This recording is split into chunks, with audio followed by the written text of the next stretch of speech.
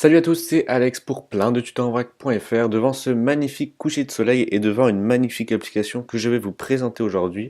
Donc aujourd'hui c'est un petit peu la suite du tuto d'hier qui était sur Instant Player. Aujourd'hui je vais vous faire découvrir Écoute qui est un logiciel pour écouter ses musiques, donc c'est vraiment très bien fait.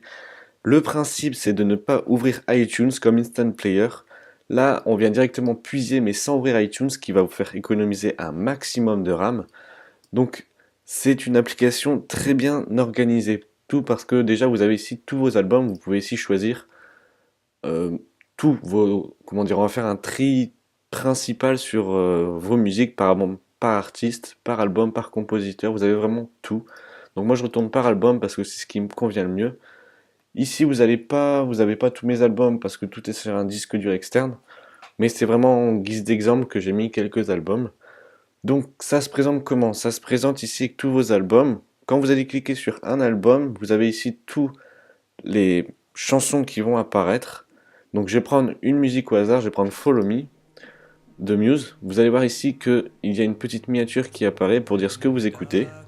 Le truc qui va vous changer la vie, c'est vraiment la petite miniature qui va arriver ici, qui n'est pas dans la barre de tâches, mais bien sur votre bureau. J'ai vraiment kiffé en voyant ça, je me suis dit que c'était quelque chose qui allait innover par rapport à Instant Player. Ensuite ici vous avez vraiment tout ce qui est modification comme hier du son qui se trouve ici. Ensuite vous avez aussi les raccourcis par rapport au clavier.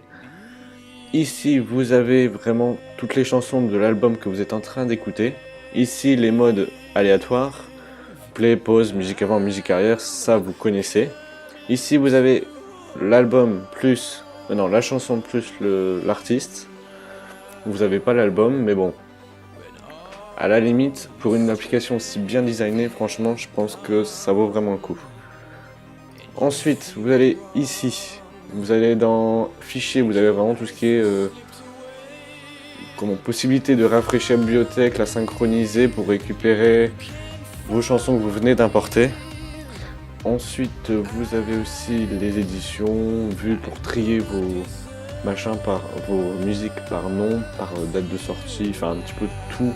Je vous laisserai aller si vous vraiment voulez tester cette application, c'est vraiment génial, je me suis vraiment amusé à la découvrir. Il faut savoir aussi que cette application était payante à la base, elle valait 5 euros, maintenant elle est gratuite.